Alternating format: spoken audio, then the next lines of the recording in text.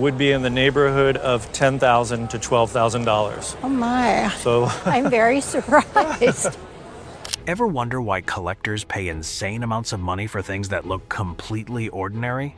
Sometimes a dusty painting or a strange old instrument is actually a missing piece of history, and the owner has no idea until the cameras start rolling. Welcome back to the channel. Today, we're revealing the most wanted treasures ever featured on Antiques Roadshow. These are the holy grails every collector dreams of finding, and trust me, you won't believe what they're worth. Don't forget to subscribe and tap the bell for more incredible hidden treasure reveals. This is, I believe, an Asian guitar or sumisen that was used for ceremonial teas. It was left in the home that my family moved into in 1964 here in Detroit. From the very beginning, this case had one strange detail. The guest was not completely sure what he was holding. Maybe it was an Asian guitar? Maybe it was a shamisen.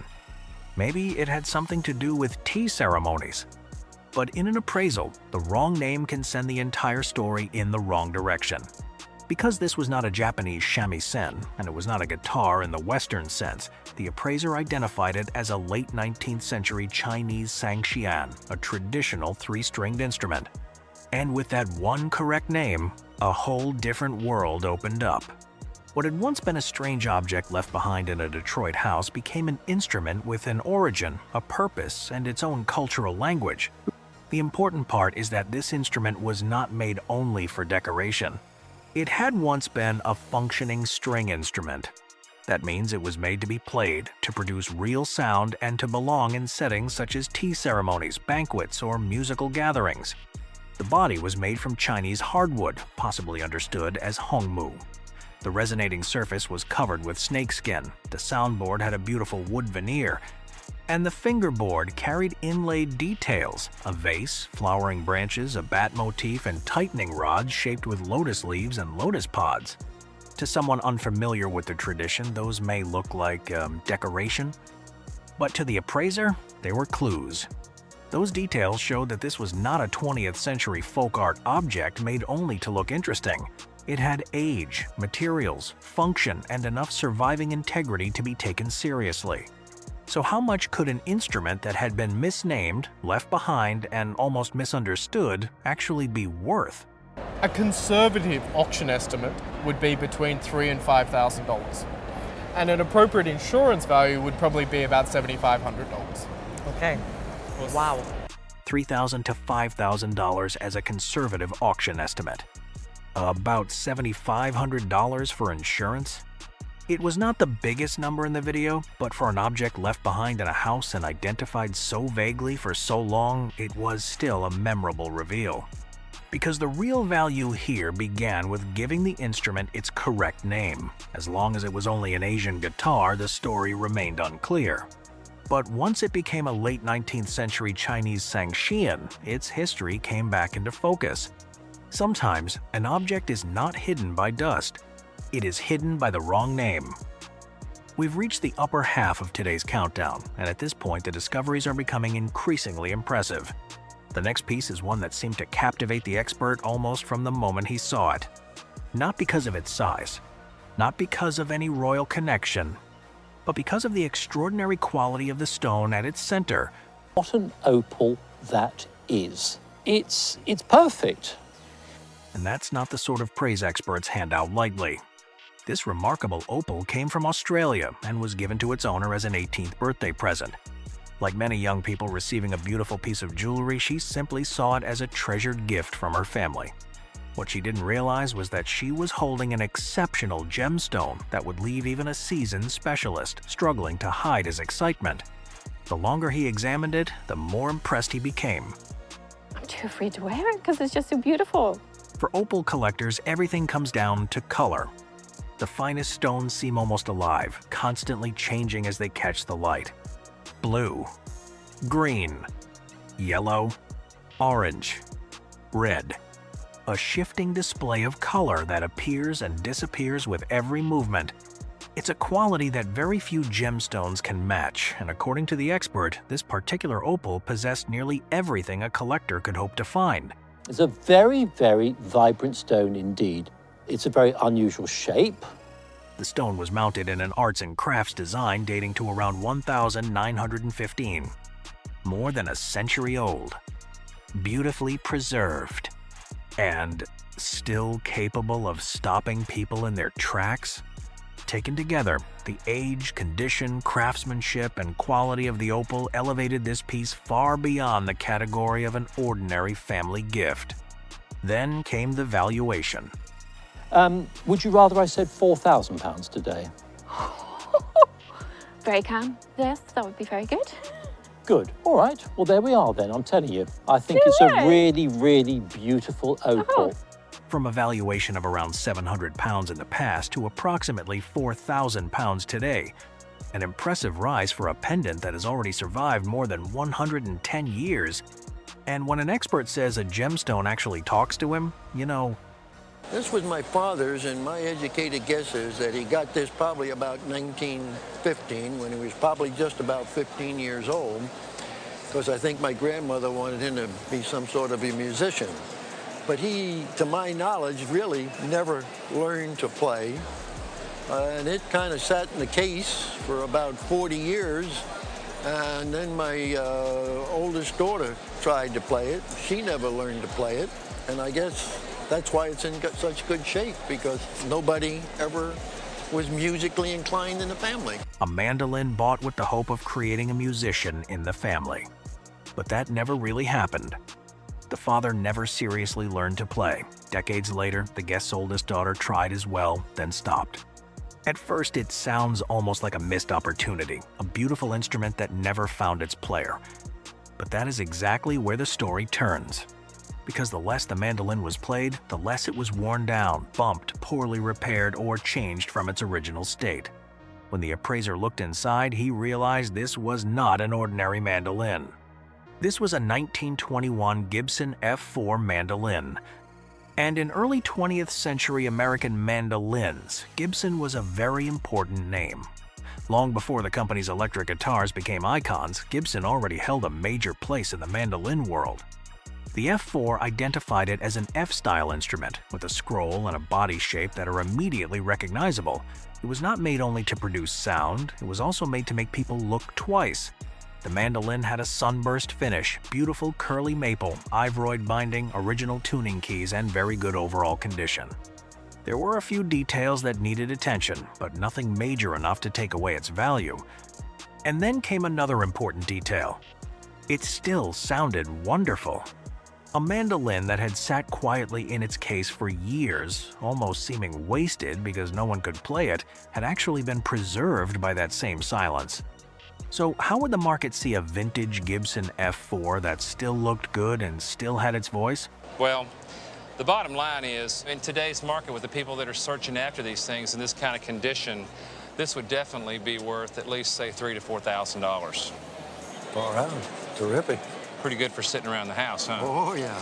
Won't be sitting around the house much longer. $3,000 to $4,000. Not the biggest number in the video, but for a mandolin that had mostly sat in its case because no one knew how to play it, that was a very satisfying reveal. Sometimes an object is preserved not because anyone knows it is valuable, but because no one can bring themselves to throw it away. Well, this was my brother's guitar. My brother took part in local community theater, and he would also perform in a band sometimes. And he's also a guitar collector, so he passed away about 10 years ago. And I was lucky enough to get this one. Before this was a guitar being appraised, it was a brother's keepsake. He had taken part in local community theater, performed in a band sometimes, and collected guitars. So when this instrument appeared, the story did not begin with the market or the price. It began with memory. But one look at the shape told the appraiser this was not an ordinary Gibson. This was a Gibson Explorer. An angular, bold design that almost seemed built to reject what traditional guitars were supposed to look like. It was not smooth like a Les Paul. It was not elegant like an ES-335. And it did not carry the quiet, familiar feeling of a family acoustic. It looked like a statement. But here's the interesting part. This design was once too far ahead of its time. When the Explorer first appeared in the late 1950s, the market was not ready for it. The original Korina versions from 1958 and 1959 looked too strange, too modern, and too different from what guitar players were used to seeing. Then, years later, rock changed everything. Stages needed guitars with stronger personalities. Players no longer wanted only sound, they wanted an image. And suddenly, the Explorer shape that once looked too unusual began to make perfect sense. The guitar, in this case, was not one of the extremely rare original Korina models from the 1950s. It was a 1976 version. And that is the key. 1976 marked the moment Gibson brought the Explorer back into a market that was finally ready to understand it. For the guest's brother, this was more than just another instrument. It had character, good tone, an unmistakable shape, and its own place in Gibson's story. So how would an Explorer from that comeback year be valued? It's sought after year for the Explorer because of '76 when they came back was kind of the first time. So retail is probably in the $3,000 to $4,000-ish range. $3,000 to $4,000 was not the most shocking appraisal in the video. But the value of this guitar came from the moment it represented. To the family, it was the keepsake of someone who played music, collected guitars, and left behind an instrument that never tried to look like anything else. Some pieces of jewelry stand out because of their rarity. Others are remembered because of their value. But every once in a while, an item appears on Antiques Roadshow that stays with people because of the story behind it. And this is one of those cases. At first glance, this is a beautiful Art Deco pendant watch, featuring platinum, diamonds, and elegant enamel details. It's the kind of piece collectors immediately notice, but within a few minutes, the appraisal shifted from a discussion about jewelry to something much more personal. I brought today a pendant watch that my father gave my mother after they were divorced. It was a gift from the owner's father to her mother after their marriage had already ended. On the surface, that might not sound extraordinary. But according to the owner, there was a time when her parents could barely speak to one another. Years passed, life moved on. Gradually, things began to change. They started meeting for coffee, they traveled together, they spent time together again, and eventually became genuine friends. Your dad's my best friend. Well, he gave it to her kind of as a way to say he was sorry. That's probably a sentence the owner never expected to hear from her mother. And it's also the reason this pendant watch carried far more meaning than its material value alone. When I look at this, I think it's all about forgiveness. But even if you focus only on the object itself, it's still an impressive discovery. The watch was created during the Art Deco period, featuring a diamond-set chain, small sapphire accents, and a platinum case. Every detail reflects the elegance and craftsmanship associated with the era. Then the expert opened the watch and found a name that immediately caught the attention of serious collectors. This one is BLANCPAIN. BLANCPAIN is a Swiss watchmaking company, founded in 1735. BLANCPAIN is the oldest watchmaker in recorded history. BLANCPAIN is one of the oldest watchmakers in the world. Combined with its original 1920s Art Deco design, the pendant watch instantly became a highly desirable piece from a collector's perspective. This dates from 1920 to 1925. It really is true Art Deco.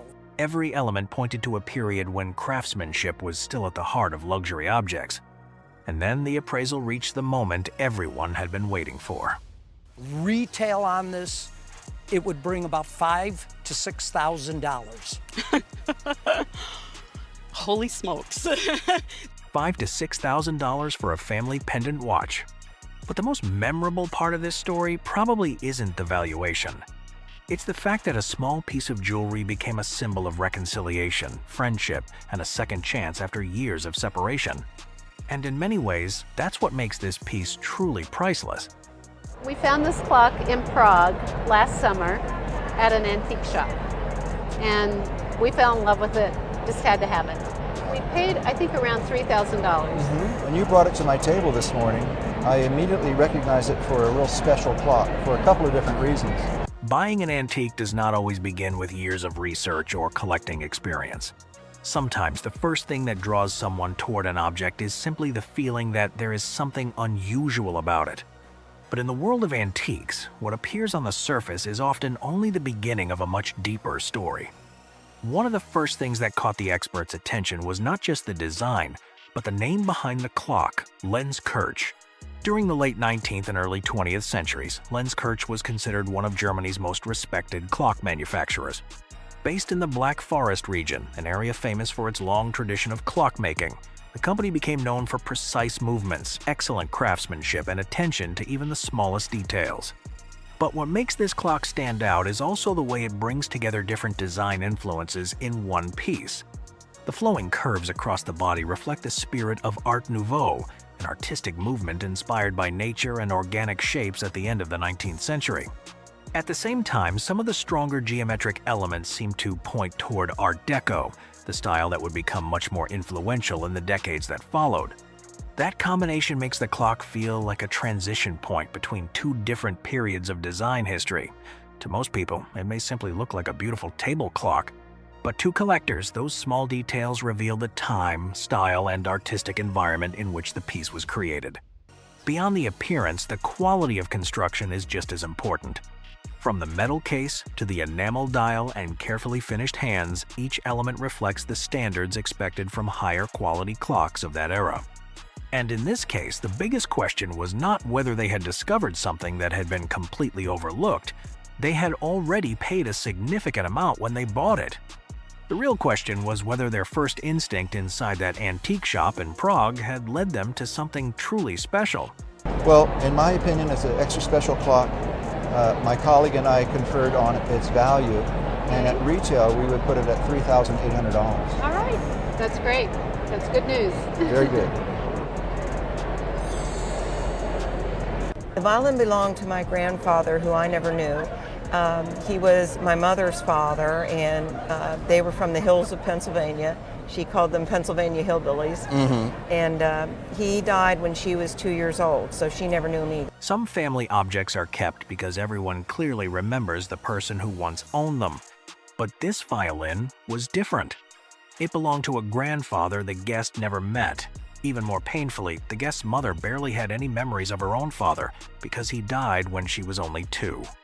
So this violin was never just an old instrument. It was one of the few traces left from someone who had almost disappeared from the family's living memory. But as the case began, no one was quite sure where the real value was hiding. The family had heard that sometimes the bow can be worth more than the violin itself, and the bow that came with this instrument looked unusual enough to make that possibility feel real. Then came the first reversal.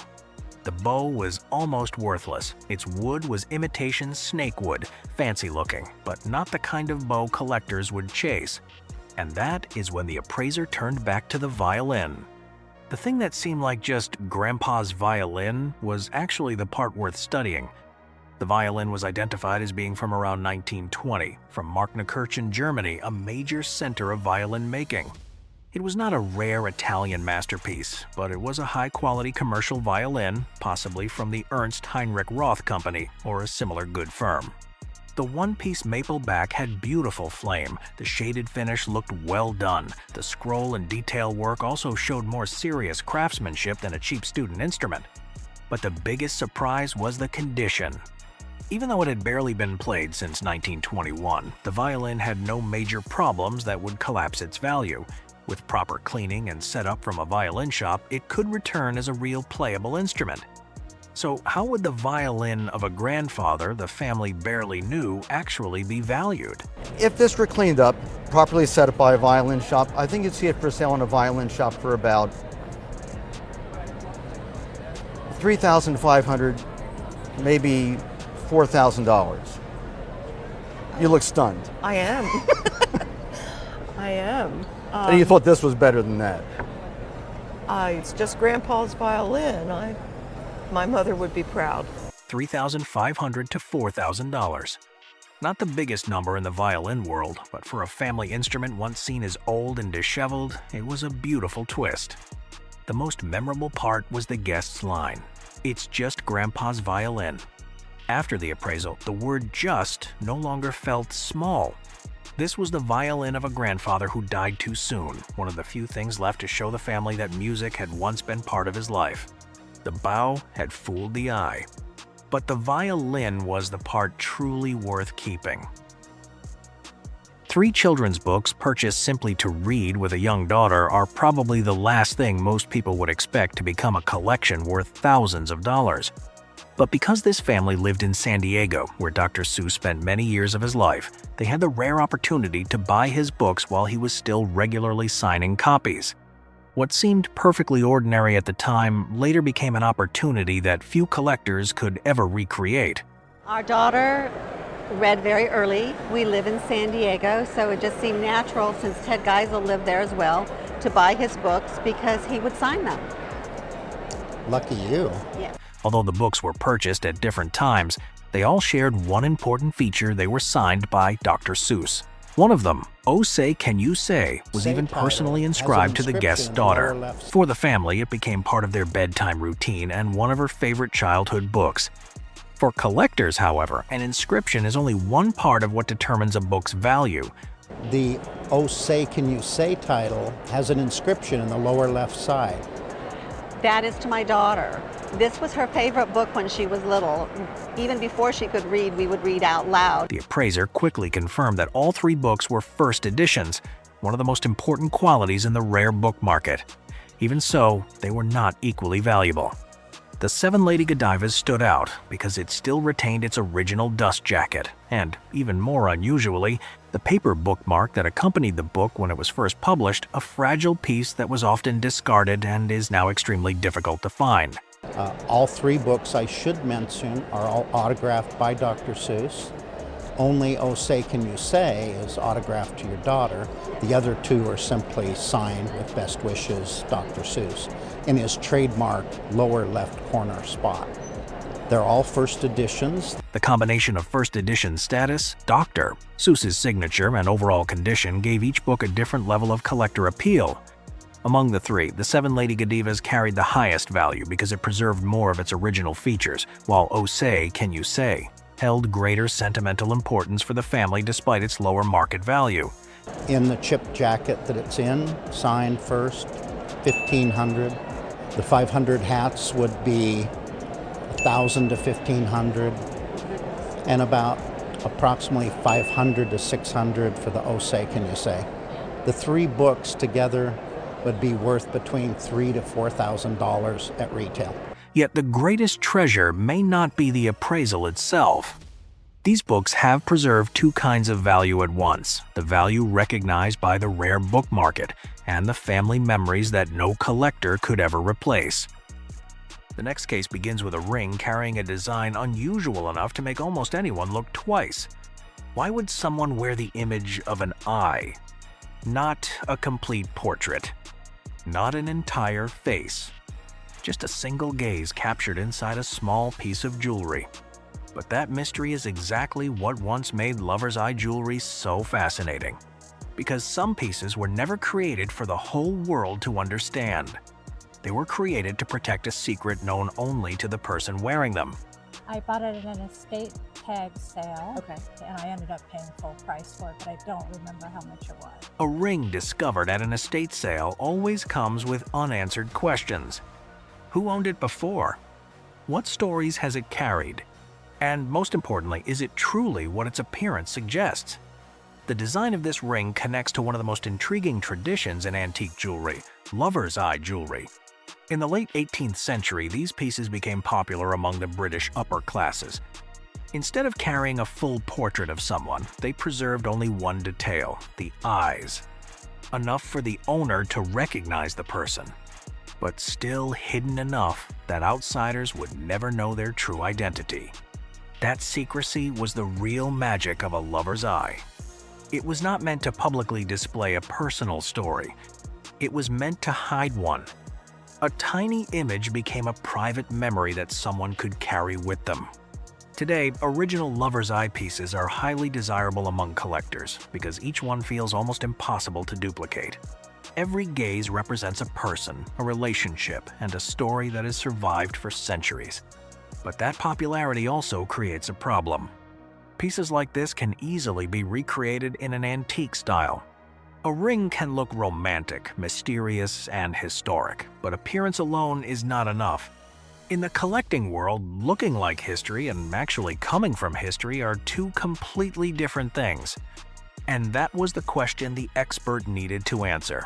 I love them. What is problematic about collecting them is that they're very easily faked. I think that's the case of what you have here. Really? So I would say, considering that I feel that it's in the style of a lover's eye pin, it's worth about $200 to $300. Not every discovery ends with a forgotten treasure worth thousands. Sometimes, the most important discovery is simply the truth. This ring still has a fascinating design and reflects one of the most romantic traditions in jewelry history. But it does not have the evidence needed to become the kind of original lover's eyepiece collectors search for. And that is one of the biggest differences in antique jewelry. Two objects can look almost identical, but one has truly traveled through history while the other was made to recreate it.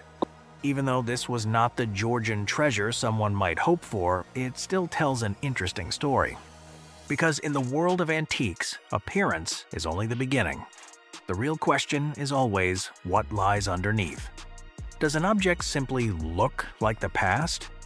Or did it actually live through it? What do you know about it?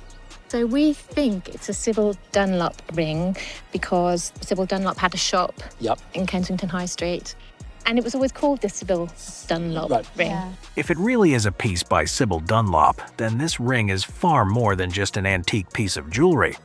It becomes the work of one of the most celebrated designers of Britain's arts and crafts movement, renowned for her handcrafted, highly distinctive creations that are eagerly sought after by collectors today.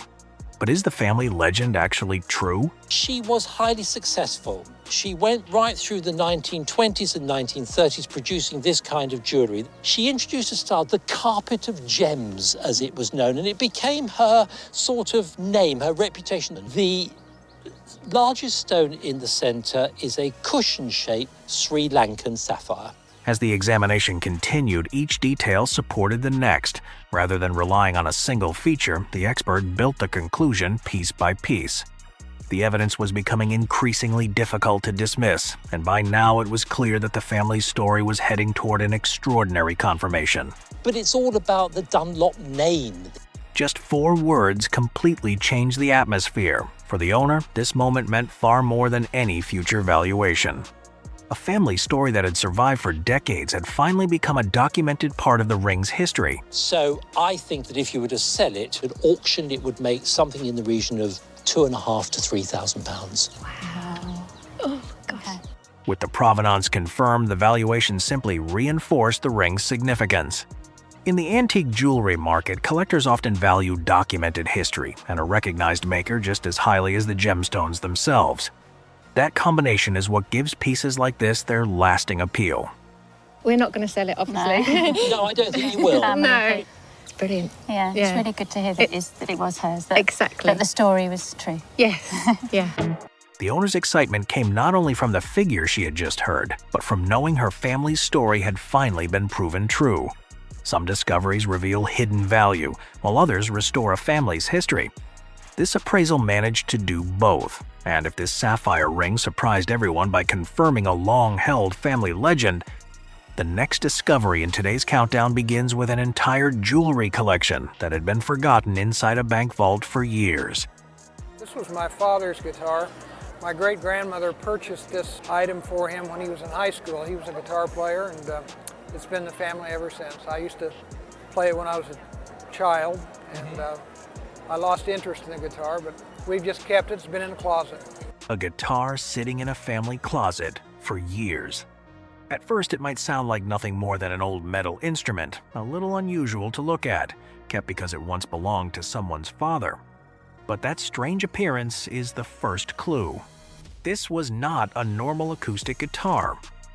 It was a national-style one-tricone guitar dating to around 1931. And the secret was not just the metal body, it was how the guitar made sound. Before electric guitars and amplifiers became the obvious answer, guitar players had a very real problem. Acoustic guitars were often not loud enough in dance halls, in bands, or against horns, drums, and vocals. National resonator guitars were created to solve that problem. Instead of relying only on a wooden soundboard, this guitar used 3 aluminum resonator cones inside the body. When the strings vibrated, that energy traveled through the bridge into those cones, and the metal body helped project the sound outward. In a way, it was almost like a mechanical speaker before the electric guitar took over. And because this was a tricone, the sound was not only louder, it had long sustain, a more complex resonance, and a voice that felt part antique, part metal, and very different from an ordinary wooden guitar. This was not National's most heavily decorated model. Style 1 was simpler than the versions with elaborate engraving. But the important part was that it still had enough of its original story intact: a nickel-plated brass body, mahogany neck, ebony fingerboard, honest wear, and a structure that had survived. It did not need celebrity provenance. It did not need a custom color. It did not need a famous signature. Its value came from something deeper. It was a piece of guitar history from the moment before electricity changed the instrument forever. The retail value in a specialty guitar shop would probably be $5,500. All right, interesting. Well, we're not going to sell it. Well, I wouldn't if it was if it had that kind of history, and for good reason. It's been in the family. $5,500 was not the most shocking number in the video, but for a guitar that had been sitting in a family closet, it was still a memorable moment. Most of the treasures featured in this video became valuable because they were passed down through generations or survived decades tucked away in attics and closets. This bat followed a very different path. It wasn't discovered in a forgotten box. It wasn't inherited as a family heirloom. Instead, it was built one signature at a time over many years. And what makes that story remarkable is that the man collecting those signatures was never doing it for money. Picked it up in Think Big in Manhattan in the early 80s. So I've been collecting Hall of Fame autographs and putting them on there as I went. I always brought my children with me, my 3 boys, and it was a great time. So, a lot of family memories. And how many signatures are on your bat? 80 signatures. 78 are Hall of Famers now. 80 signatures, 78 Hall of Famers. That's enough to make any baseball fan stop and take notice. But the real significance of this bat isn't simply the number of names written on it. It's the way those names were gathered, because every autograph represents a trip, a meeting, and a memory shared along the way. And among all those memories, one moment still stands out above the rest. My last big name I had to get was Ted Williams. I drove up to Albany with my 3 boys, and as I'm going up there, they're saying, he's not going to sign that. It's a bat, it's a bat. And I got to the last spot where just before him, and Ted Williams looks at it and says, I'll sign that for him. It's the kind of story that no auction house can sell and no price guide can measure. As the appraisal continued, the expert realized that this collection possessed something many signed collectibles never have. Not only were you personally witnessing the signatures, but then you also took photographs like you brought and shared with us today. Oh, I got photographs for pretty much everyone. In the world of sports autographs, provenance can be just as important as the signatures themselves. Every photograph adds another layer of authentication, and every documented encounter strengthens the story behind the bat, making it stand apart from countless other multi-signed memorabilia pieces on the market. At auction, I'd expect it to sell for at least $4,000 to $6,000. With an auction value of $4,000 to $6,000, it isn't the highest appraisal in this video. But it may be one of the most meaningful. Because in the end, this Louisville Slugger preserves more than the signatures of baseball legends. It preserves decades of road trips, conversations, shared experiences, and memories created between a father and his 3 sons, all captured on a single bat. Not every valuable work of art is created with the intention of being sold. Sometimes it begins as a simple gift for a family member, with no expectation that it will one day appear in an appraisal. That was exactly how this illustration began. Few could have imagined that these modest pages would mark the beginning of the career of one of America's most celebrated children's book illustrators. What I brought is this little page, and she originally made this little booklet up, and these are her original artwork for it. And then later she got it back and she took it to the publisher to be made into pumpkin moonshine. What immediately caught the appraiser's attention was that this was not a printed page from the book, but the original illustration created before the story was ever published. Original artwork like this is highly valued by collectors because it preserves the artist's actual brushwork, color, and creative process. That is why pieces like these often carry far greater significance than the finished images readers see in print. When she first did it, the publishers didn't want her. They thought it looked like a seed catalog, they said. Yeah, they thought it looked like a seed catalog. It was her first item. Many times, first-time authors, they get rejected. Although its beginning was far from successful, Pumpkin Moonshine eventually became the first published book of Tasha Tudor's career. Over the following decades, she developed a distinctive style and became one of the most influential figures in American children's book illustration. That reputation has made original artwork from her earliest years especially desirable among collectors. We have the exact illustration that she did. And one of the things that you see with this is, even though the illustration in the book is good, there's still a little better in the original. The owner originally purchased the artwork for what was considered a fair price at the time. Since then, however, the market for original children's book illustrations has changed dramatically. As original artwork has become increasingly scarce and more widely appreciated for its artistic importance, its value has risen accordingly. That set the stage for the appraiser's final valuation. I think I paid about $1,200.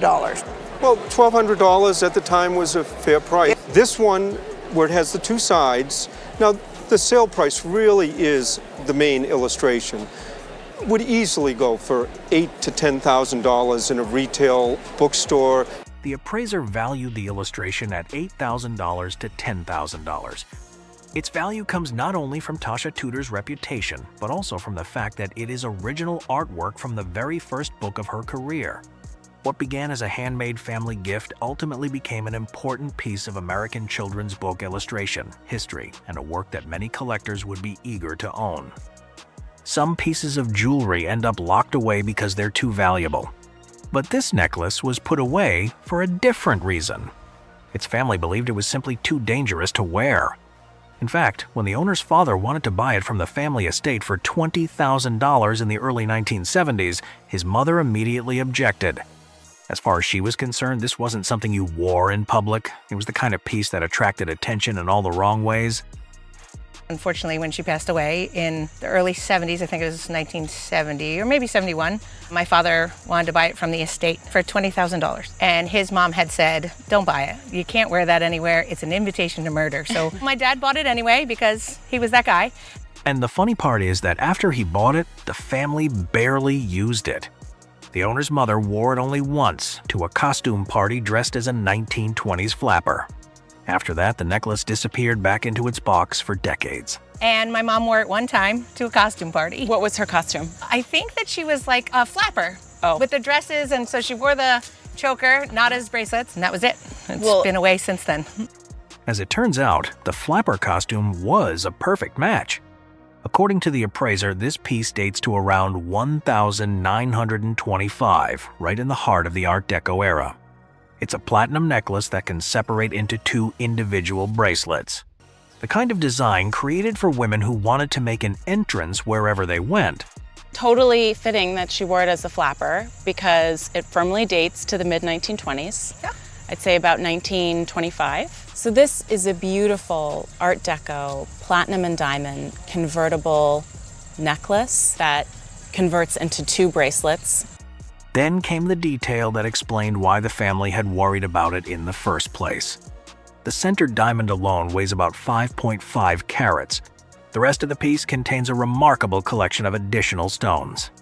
Altogether, nearly 23 carats of diamonds are mounted into this single jewel. This is no ordinary necklace. It's more like a wearable light show from the Art Deco period. So that central stone is 5.5 carats. Oh my gosh. Yeah. All together, it's about 23 carats of diamonds. Conservatively, I would give it an auction estimate of $60,000 to $90,000. If this were a signed piece of jewelry, you could triple that number. What had once been considered too dangerous to wear turned out to be one of the most impressive Art Deco treasures in the entire lineup. Not every valuable work of art is purchased at a prestigious auction. Sometimes it begins with a simple visit to an antique shop and a decision based purely on personal taste. 10 years later, that ordinary purchase turned into an unexpected investment. Only then did the owner discover what he had actually been holding on to: I bought this from a antique dealer about 10 years ago in Houston. I know it's a Rufino Tamayo, and after I bought it, Tamayo died, and I've really never had it appraised and don't know much more than I knew when I bought it. The appraiser quickly confirmed that this was a work by Rufino Tamayo, one of the most influential Mexican artists of the 20th century. Unlike many of his contemporaries, Tamayo developed his own distinctive style by blending modern art with the colors and cultural traditions of Mexico. As his international reputation continued to grow, limited edition prints like this became increasingly desirable among collectors. And it is signed in the lower right here, Rufino Tamayo, and numbered in the lower left, X over X, or 10 of 10. The appraiser also praised the excellent condition of the print. For a limited edition lithograph, both the richness of the colors and the quality of the paper play an important role in its collectible value, making protection from direct sunlight especially important. That careful preservation is one reason the artwork has remained so appealing over the years. It looks to me it's in great shape. You definitely want to keep this out of the sunlight because the colors are fugitive and they'll fade quickly if exposed to light. In recent years, demand for Rufino Tamayo's work has risen significantly, driving up the value of many of his limited edition prints. That market growth convinced the appraiser that the owner's purchase had performed far better than expected. Tamayo's market has shot up fairly strongly in the last 5 years. Now a retail price would be roughly double that, or about $8,000 to $10,000. Okay. This is what I would expect to happen to a well-known artist over the 10 years you've had it. You've more than doubled your value. The appraiser estimated the lithograph at $4,000 to $6,000 at auction and $8,000 to $10,000 at retail. Its value comes from Rufino Tamayo's reputation, its limited edition, its excellent condition, and the strong growth of the market for his work. What began as a painting purchased from an antique shop ultimately became proof that some of the best art investments begin with a very ordinary decision. John Ray, Alice in Wonderland, oil painting. Could a painting rescued from a trash pile really turn out to be a work of art worth thousands of dollars? It sounds almost impossible, yet that is exactly where this story begins. One man happened to notice the painting beside an old abandoned barn and decided to take it home simply because he felt it deserved a second chance. What he rescued from that pile of discarded belongings turned out to be far more valuable than anyone in the family had ever imagined. Dad saw this old barn or dilapidated building of some sort that had a trash pile, and he could see this painting in the trash pile. Dad was an artist, so he thought it was interesting, and he stopped and picked this up, put it in the car, and they went on about their road trip, and it stayed in the closet the whole time I was a kid. For years, the painting simply sat in a closet as an old family keepsake.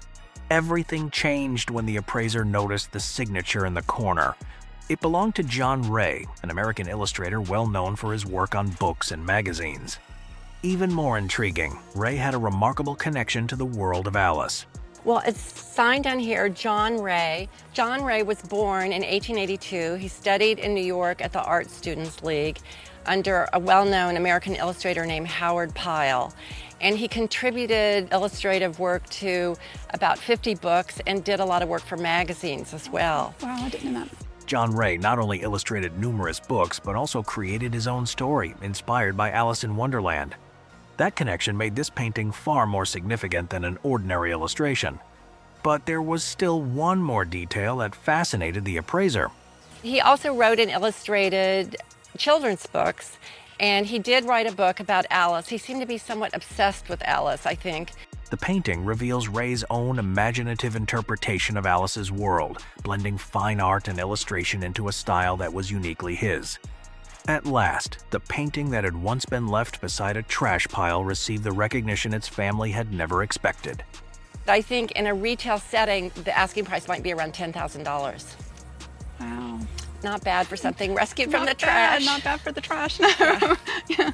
From a discarded painting to one of the memorable discoveries on Antiques Roadshow, John Ray's Alice in Wonderland became a true hidden treasure. Its value lies not only in its estimated price of around $10,000, but also in the remarkable journey of a work once dismissed as trash before being recognized as a genuine piece of American illustration history. Not every family gift comes with a detailed history or a clear sense of its value.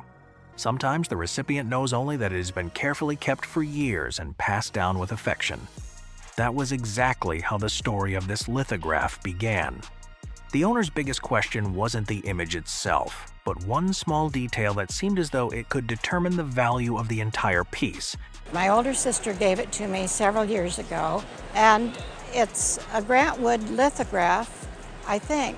I don't see any numbers on it, and I think she purchased it in Iowa City when she was doing graduate studies there many years ago. While he was there? Yes, he was teaching there. After examining the print, the appraiser confirmed that it was indeed a lithograph by Grant Wood, an artist celebrated for his images of rural America. His work became closely associated with the American regionalism movement, where farms, fields, and small Midwestern towns were transformed into symbols of American life.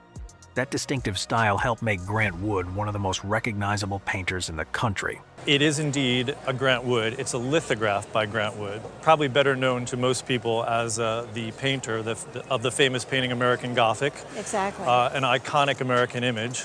The appraiser went on to explain that Grant Wood created only about 20 different lithographic subjects during his entire career. That relatively small body of printed work has made each lithograph especially appealing to collectors.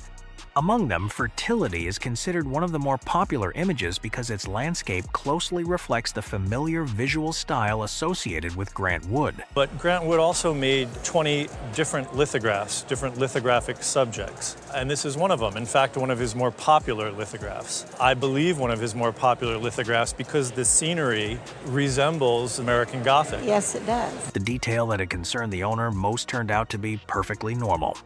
The appraiser explained that this print came from an edition of 250, but none of the impressions were individually numbered. Its overall condition was also considered quite good, so that issue had little effect on its value before the final appraisal was revealed. This is a lithograph entitled Fertility. He made it in 1939. This is like the other lithographs that Grant Wood made under the auspices of Associated American Artists, one of an edition of 250, but none of them were numbered. A fair replacement value on this, or an insurance value, would be in the neighborhood of $10,000 to $12,000. The appraiser assigned the lithograph a replacement value of $10,000 to $12,000. That figure reflects not an unusually small addition, but the limited number of lithographs Grant Wood produced throughout his career and the lasting appeal of this image among collectors. A gift passed down from an older sister ultimately proved to be worth far more than its owner had ever imagined. Frank Moss, Bennett Card Players. Painting. Could a painting that had hung in the same family for generations be more than a treasured memory and actually be the original version of an image seen by countless people? For the owner, this artwork had always been part of childhood and family history. No one imagined that the familiar painting on the wall could be worth far more than sentimental value. But the moment the appraiser saw it, he knew this was no ordinary painting. This image must be familiar to lots of people.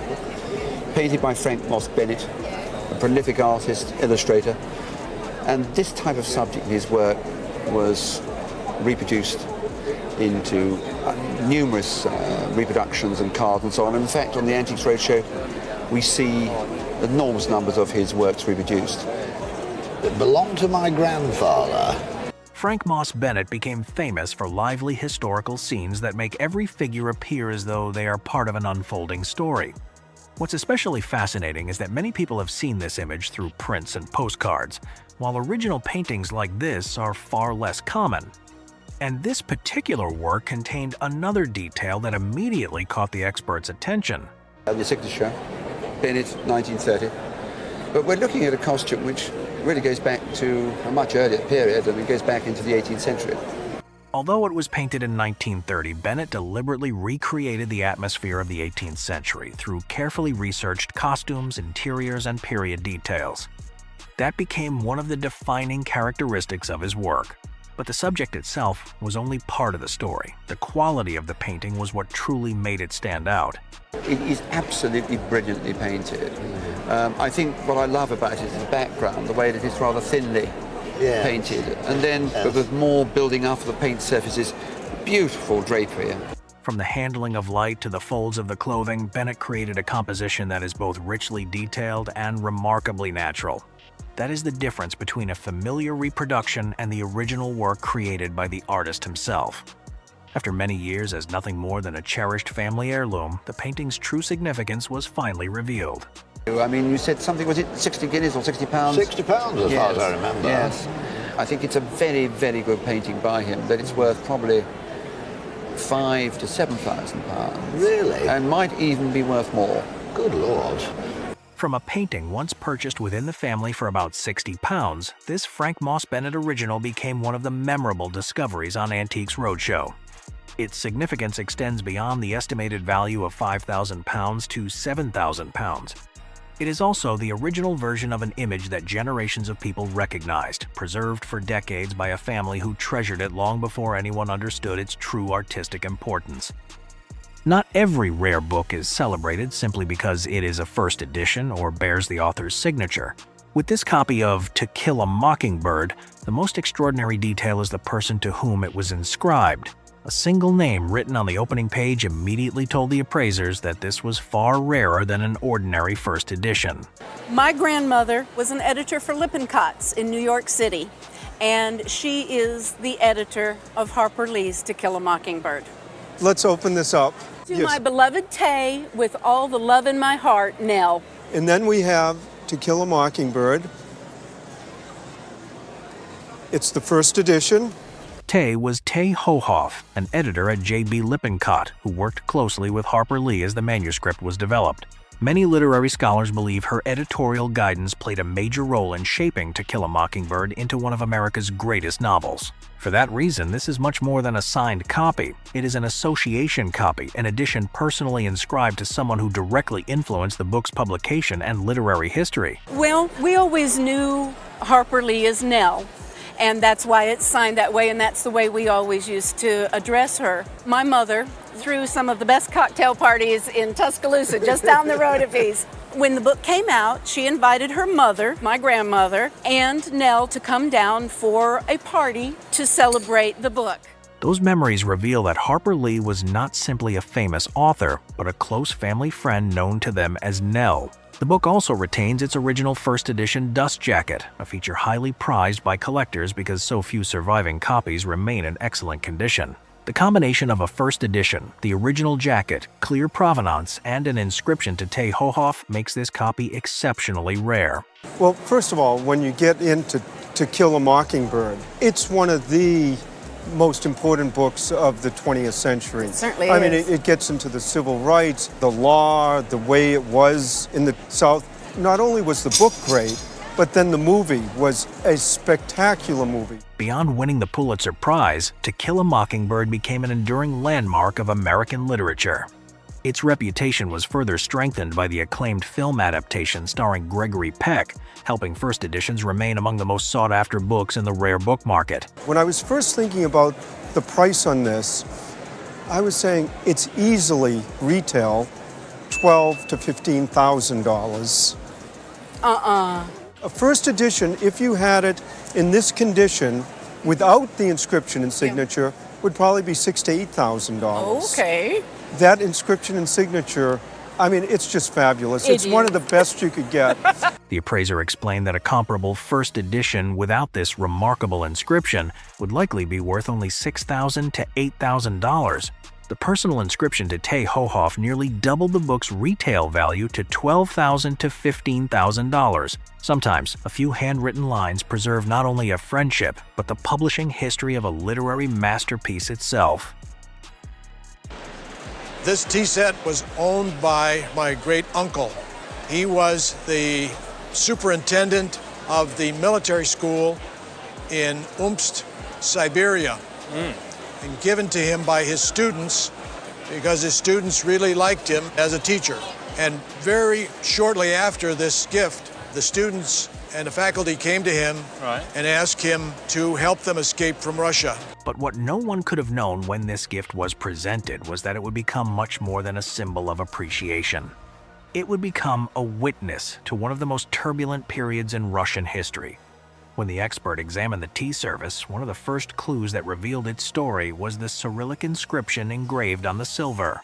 That inscription confirmed that it was a gift presented to Anthony Vasilyevich Seletsky by students from the Omsk Officers' School in 1916.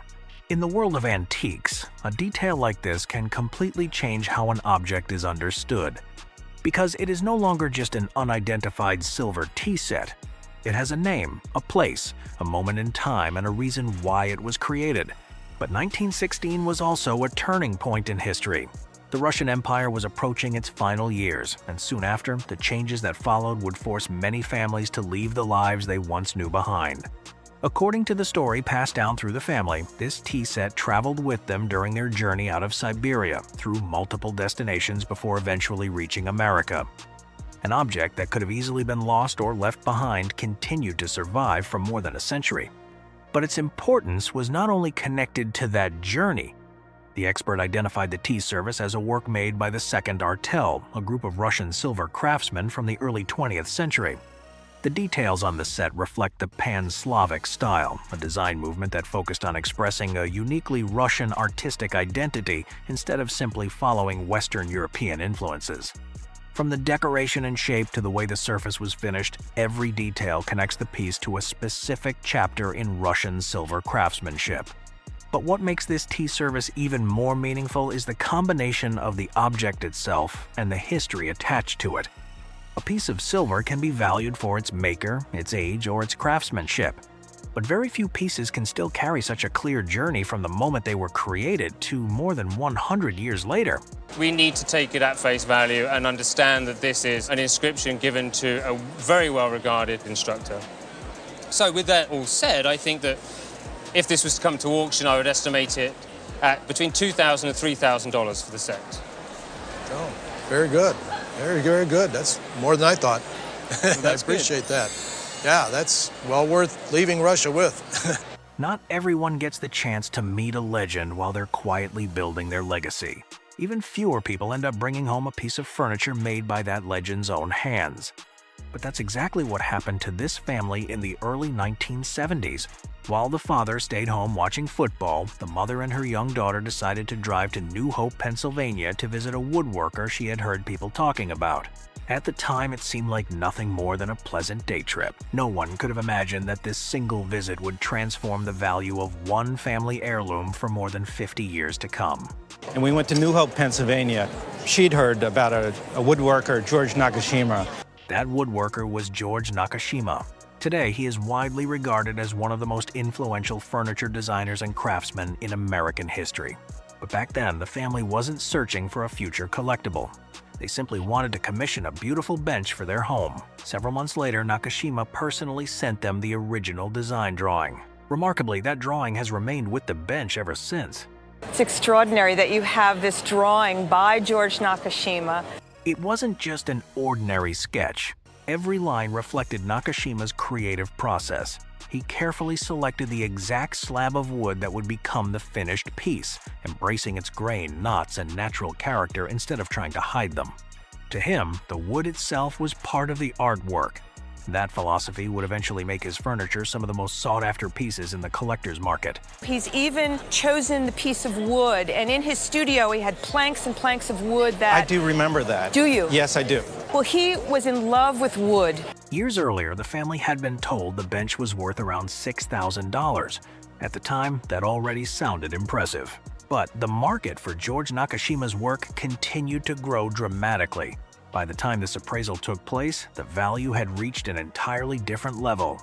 We had it valued by the Nakashima Group in early 2000, and it was, I think, around $6,000. The market is exploded in Nakashima furniture. Benches like this at auction are selling for $40,000. Oh, my God. Now, because you have the drawing, you get to add a few thousand more on top of that. So say we're at the $45,000 mark. For insurance, you might want to raise it higher, but this is, I'd say $45,000. Oh my God. From an original commission that cost about $375, the bench is now valued at approximately $45,000. But the most remarkable part of this story isn't simply the increase in value, it's the fact that this family unknowingly preserved not only a beautiful piece of furniture, but an original work created by the hands of a man who would later become a true legend of American furniture design.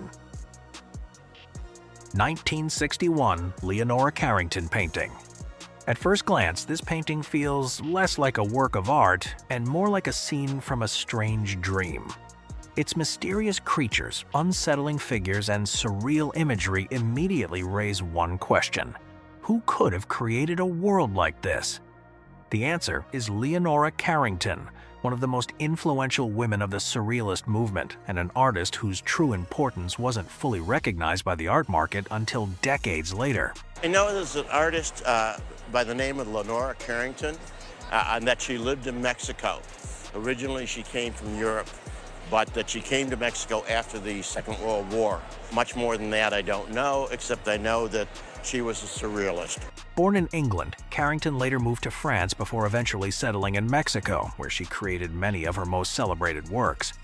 After the trauma of World War II, her personal experiences shaped a style unlike anyone else's, blending fantasy, symbolism, and reality into deeply personal paintings.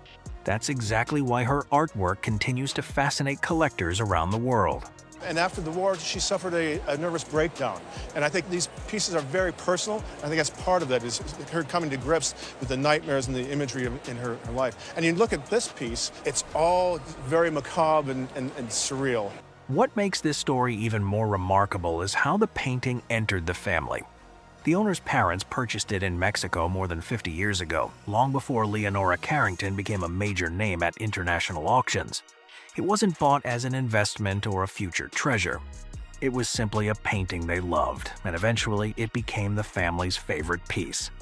For decades, it quietly remained on the wall while the art world slowly caught up.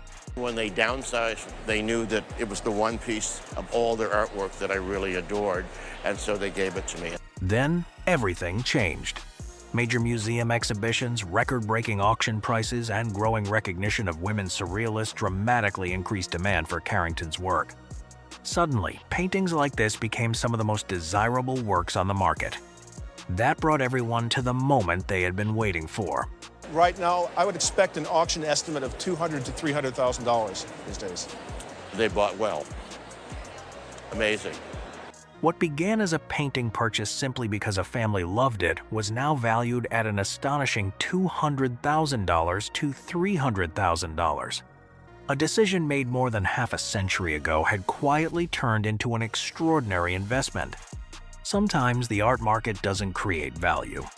It simply takes the world a very long time to recognize the greatness that was there from the very beginning. And if Leonora Carrington's story is one of a remarkable talent whose brilliance wasn't fully recognized until much later, the next story follows a birthday gift purchased with 2 years' worth of hard-earned savings, only to become decades later one of the most valuable illustrations ever appraised on Antiques Roadshow. Millions of people have seen the Angel of the North, but very few have ever seen the version that came before it. So when a small model of the famous sculpture appeared on Antiques Roadshow, the expert immediately knew he was looking at something special. Coming to Gateshead, I was greatly looking forward to looking at Angel of the North, but I could have sworn it was a bit bigger than this.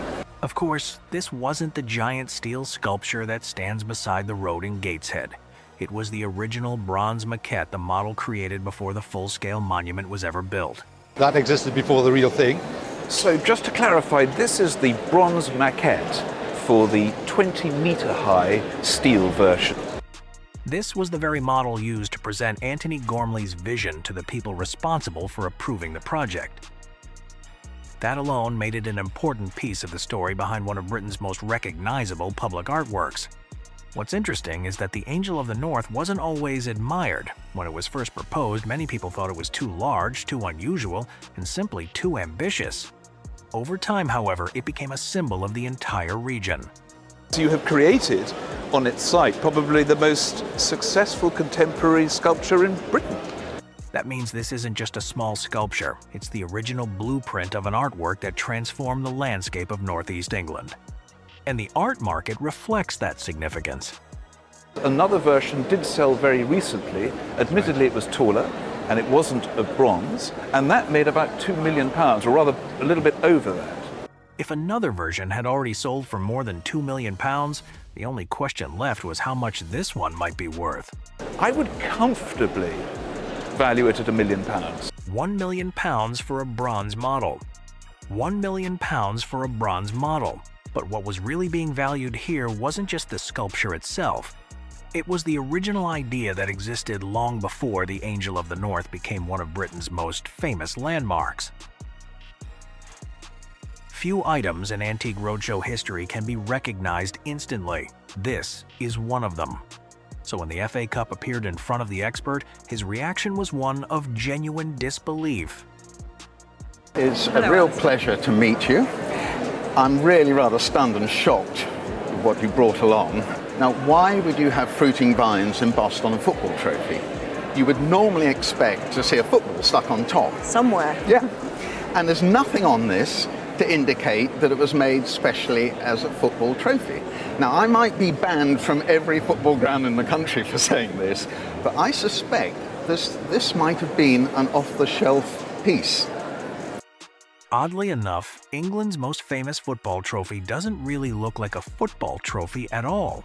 With its grape clusters and winding vines, it looks more like something designed for wine than for sport.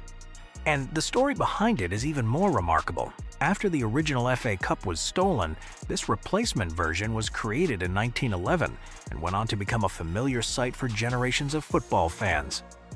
Is it possible to put a value on something like this, with all that history that you've just described? I was just going to say, the hardest thing of all about this is trying to put a value on it. This is probably, along with maybe the Wimbledon trophy, the most famous cup in the country. That led to the biggest question of all. How do you put a price on a national sporting icon? I think quite comfortably this has got to be worth well over £1 million. The highest value piece of silver I've ever valued on the Antiques Roadshow. Wow. Not only was it valued at more than £1 million, it was also the most valuable piece of silver this expert had ever appraised in the history of Antique Roadshow. But the spurred chaps and picture of my uncle, he was born in 1910. About 3 years old, it looked like, when he was wearing these. That all you see on the spurs is silver and pavos. I believe the rowels are a coin, cut out coin. But what the family did not know was that these small childhood items were preserving something much bigger than a memory. Hidden behind them was a piece of American Western cowboy culture from more than a century ago. When the expert looked closer, he quickly realized these were not ordinary children's costume pieces. They were made like real cowboy equipment, only created in a much smaller size. The first detail that stood out was the pair of chaps. For riders in the American West, chaps were not simply a fashion accessory. They were practical gear designed to protect a rider's legs while working on ranches, traveling through rough terrain, and spending long hours on horseback. This particular pair was known as shotgun chaps, a narrower, more fitted style connected to the traditional cowboy era before wider designs became more familiar. But the surprising part was the size. A piece like this, made specifically for a child, was not something commonly produced, and it was likely custom made. However, the detail that truly caught the expert's attention was the pair of spurs. At first, their origin could have been misunderstood, but the craftsmanship started revealing a different story. The silver inlay, the decorative details, the star-shaped rowel design, and the name added onto the surface all pointed toward one maker. Joe Bianchi, an Italian-born spur maker who worked in Texas. Bianchi's spurs were not just riding tools. They were often personalized pieces that reflected both the skill of the craftsman and the identity of the person who wore them. And what made this pair even more unusual was that this level of craftsmanship was created for a child. After more than 100 years, children's items like this rarely survive in good condition. They are easily damaged, lost, or simply thrown away once they are no longer used. But this set remained together, along with the original photograph showing the first owner wearing it. For collectors, that connection changes everything. It turns an old object into a real piece of history with a person and a story behind it. The shaps, if they were marked, would be worth more, but as it is, they're probably worth $1,200 to $1,500, which is pretty good for little kids' clothes. The spurs are easily worth the same. So we're talking $2,400, $3,000. It's great stuff, and child's gear is particularly desirable right now. The value of this set was not only about its age or the person who created it. It came from the story that managed to survive for more than a century. A small pair of spurs could reveal the mark of a skilled craftsman. An old photograph could connect the object back to the person who once owned it. And something that once belonged to a 3-year-old boy became a surviving piece of America's cowboy history.